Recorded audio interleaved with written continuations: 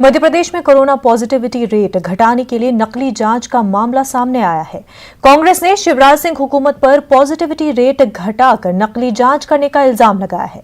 मध्य प्रदेश कांग्रेस तर्जुमान भूपेंद्र गुप्ता का कहना है कि कोरोना वबाई बीमारी की नकली जांच का खेल करके शिवराज सिंह हुकूमत की आवाम की जिंदगी से खिलवाड़ कर रही है। कांग्रेस का दावा है कि एक ही मोबाइल नंबर पर 40-40 लोगों को रजिस्टर्ड करके 40 मोबाइल नंबरों पर 681 लोगों की जांच रिपोर्ट नेगेटिव करके पॉजिटिविटी रेट घटाने का घिनौना खेल खेला जा रहा है। वहीं मध्य प्रदेश के वजीर बराए मेडिकल एजुकेशन विश्वास सारंग ने कांग्रेस के इल्जाम को गुमराहकुन करार दिया है। कोरोना पॉजिटिविटी रेट घटाने और नकली जांच के मामले में दोनों पार्टियों के लीडर क्या कुछ कहते हैं, आप भी सुनिए।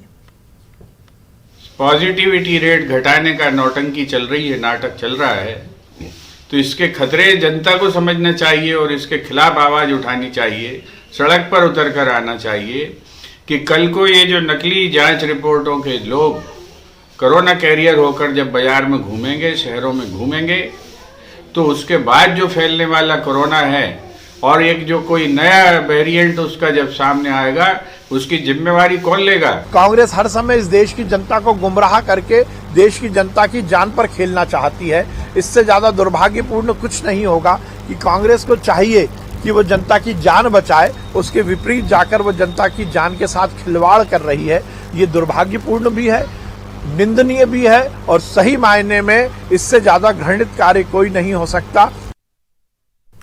बिहार में आज से